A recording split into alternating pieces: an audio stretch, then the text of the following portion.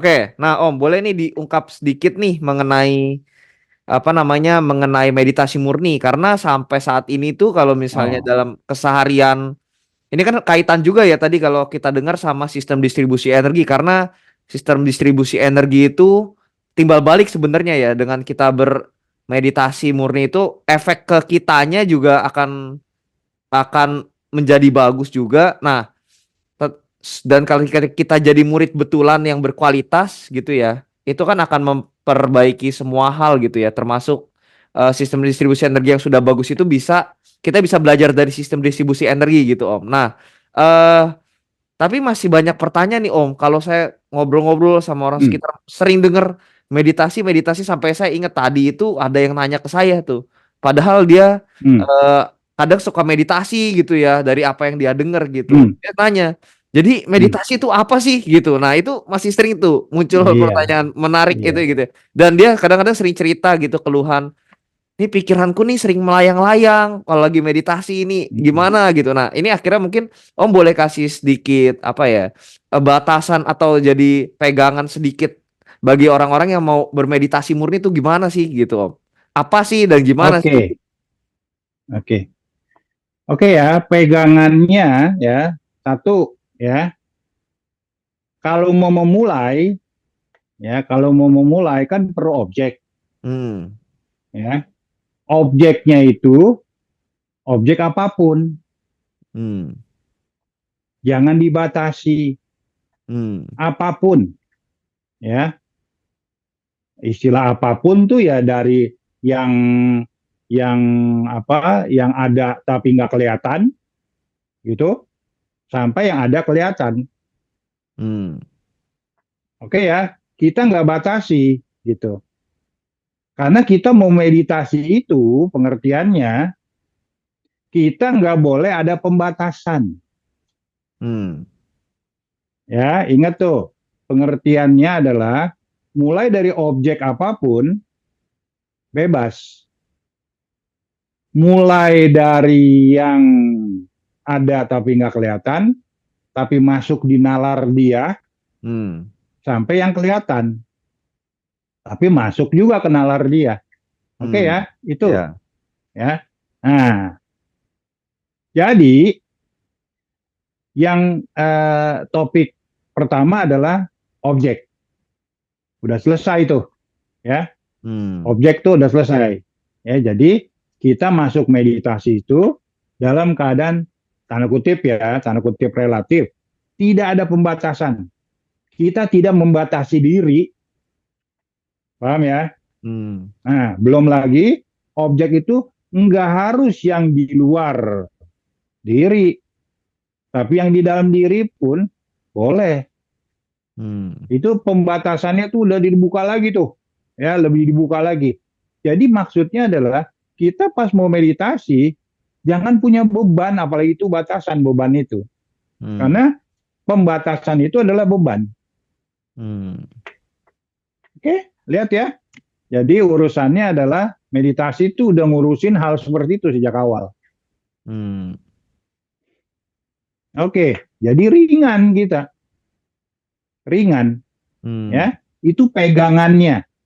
Kita boleh milih apa saja atau kita tidak boleh tidak memilih apapun, ya. Pada topik kedua, kita tidak memilih tapi dipilihkan, itu pada tahap kedua dah, mengerti? Karena mungkin orang-orang yang masih suka memilih itu masih memilih dia. Hmm. Walaupun boleh gitu, ya. Boleh. Tapi karena dia masih suka memilih, tapi batasan yang tadi itu jangan diperkecil, Hmm. ya. Karena nanti orang ke tahap berikutnya itu tidak lagi dibatasi untuk memilih, dipilihkan juga boleh. Nah, artinya batas lagi tuh. Jadi dia memulai meditasi dengan objek yang dipilihkan. Oke ya. Jadi dari objek itu, ya, objeknya itu memang nggak dibatasi. Dan kalau bagi orang yang memulai dengan memilih objek masih kesukaan dia, berarti memilih karena kesukaan dia dong. Hmm. Ya nggak apa-apa gitu. Tapi jangan dibatasi objeknya, tipe objeknya. Ya. Hmm. Nah, kedua, sampai dia juga tidak dibatasi untuk hanya memilih Hmm. objek sesuatu yang dipilihkan, dia juga harus terima untuk objek meditasinya. Itu Hmm. topik objek. Paham ya? Oke. Mulai Kamu dari kedengeran nggak nih? objek. Kedengaran Om, cuman memang agak berbayang, agak Oke, bergema sedikit nih baik. suaranya. Tapi Ya, masih kedengaran. itu satu topik objek tuh. Ya. Nah, yang kedua adalah panca indera. Hmm. Topik panca indera. Orang biasa, ya orang awam itu biasa kalau ada objek dalam kehidupan sehari-hari nih ya, itu dia malah mendatangi objek itu Hmm. lewat fisiknya, pindah ke tempat itu, atau lewat pikirannya, pindah ke situ. Hmm. Nah, di meditasi nggak boleh.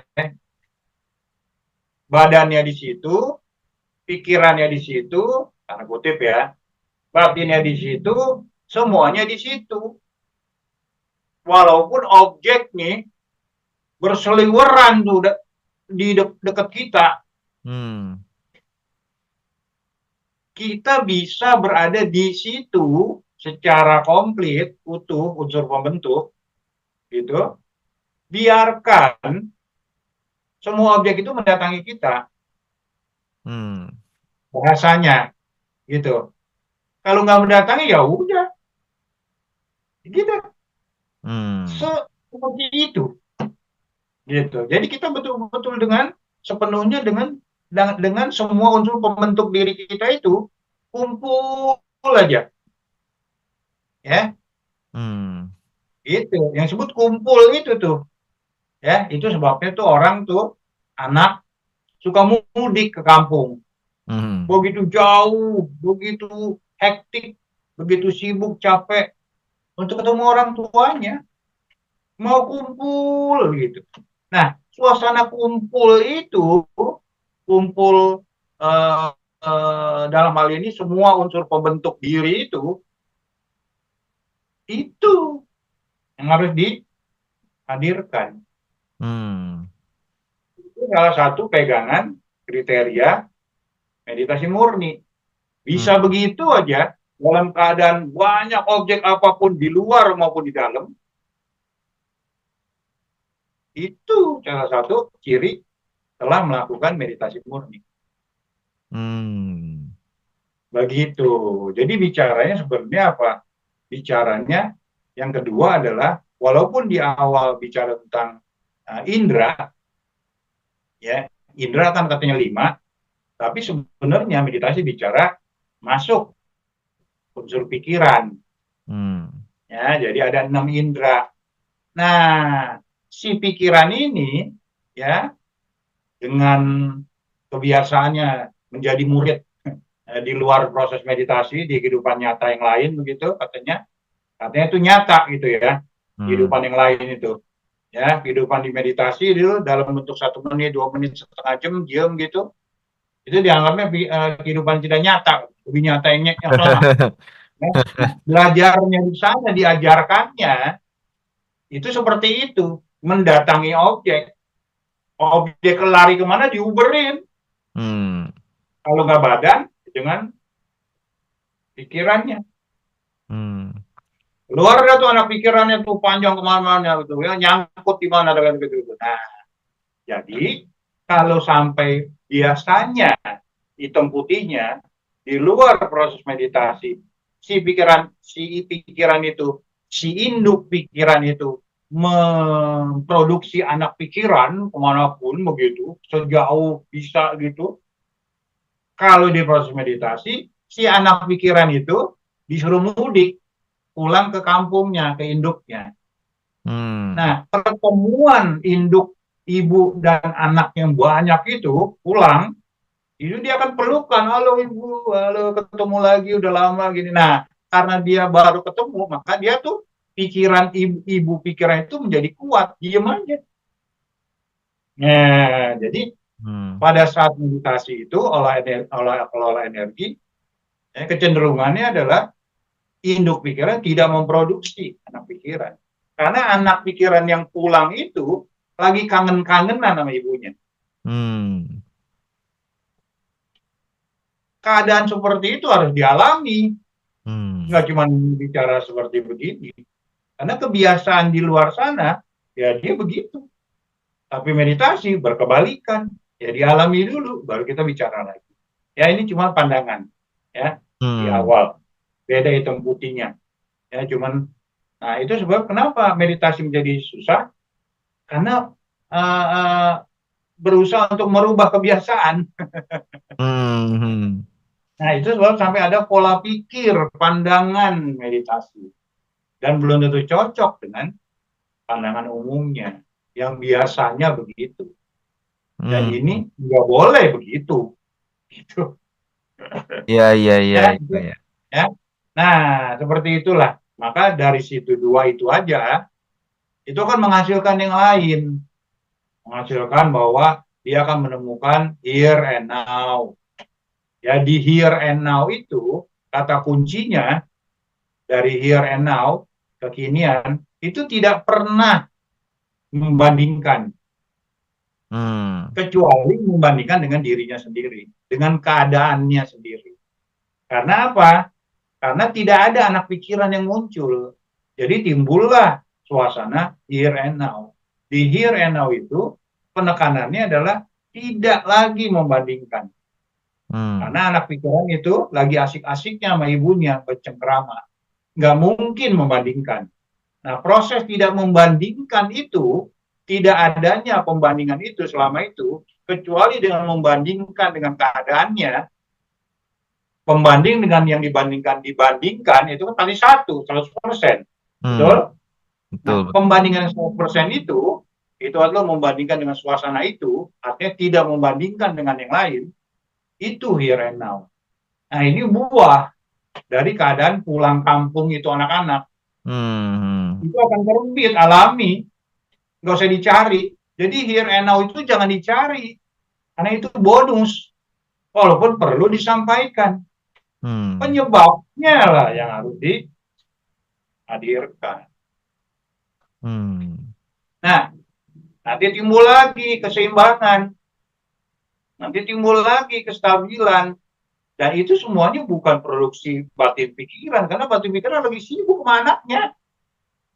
Ibu anak bapak dia kumpul ya, lalu ngomongin apa gitu ya, berhari-hari kangennya nggak habis-habis gitu. Nah, jadi timbulnya here and now murni, nggak ada intervensi, nggak ada buatan, murni hadir, bonus.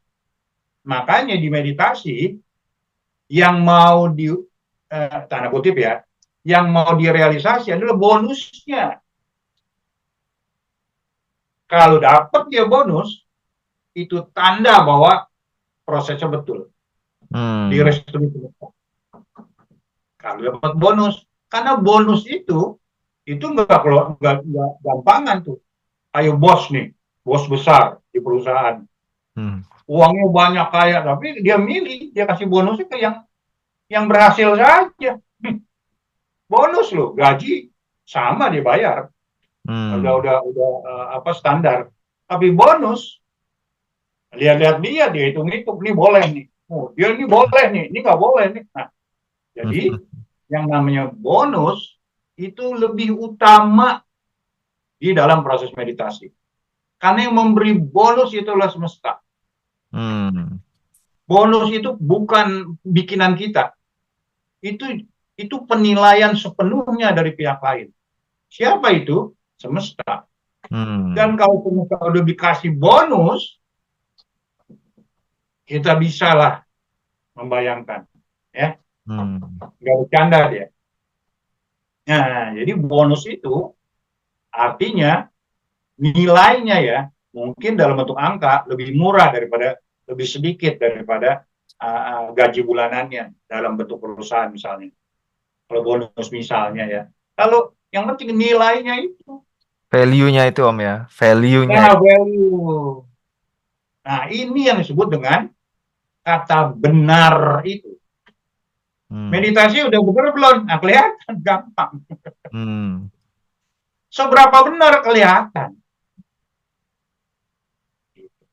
Ya. Jadi dari orang yang sering dapat bonus, dia bisa tahu kesukaannya semesta apa. Hmm. Cara membuat dia bahagia bagaimana? Oh, ngerti. Dengan sendirinya itu. Ya, begitu. Nah, itu adalah ciri-ciri pandangan meditasi murni. Hmm. Aneh mungkin, terlalu ketat dan sebagainya, nggak masuk akal. Ya, silakanlah. Itu sebabnya meditasi perlu dibimbing. Hmm. Karena dalam penulisan pun, dalam pelajaran meditasi, ada kata benar di situ. Pertanyaannya, yang sebut benar ini bagaimana? Kalau kita tanya, benar ini nih bagaimana? Itu dia yang susah itu Om. Iya, pihak mana yang menentukan benar ini? Itu pertanyaannya. Kalau orang praktek langsung ke situ. Hmm. Nggak mau banyak cerita kemana cerita ya, akhirnya ceritanya praktek begini. Seperti Om. Nggak terlalu banyak teori. Hmm. Nggak bisa malah Om teori. Iya iya iya iya iya iya. Ya gitu. Oke, gambarannya meditasi murni seperti itu. Dan itu akan mengarah kepada eh, level murid yang betulan. Ya, dan itu menjadi apa tuh di hadapan semesta mesti jadi murid kayak begitu Hmm. ya gitu. Begitu ya.